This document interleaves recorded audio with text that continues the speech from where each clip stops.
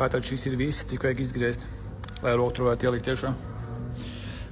Jo šī tā ķepiņa, jābūt tā, lai viņi netraucē, lai var kustēties. Pirms tam es biju izgriezis mazāk un šādi durās pēc šito sienu, tā kā neļauj atteikt līdz galam, tā kā kaut kā šajā.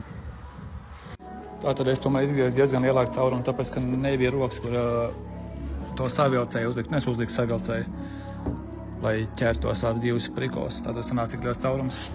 Bet kur tagad viss ir kopā un durvis taisās. Tātad šodien darbs pielīmēja aizmugurējā falonikītu. Un droši vien kādiem jautājums, kāpēc te ir nogriezts. Tas ir tikai tāpēc, ka viņš tiek tik biezāks.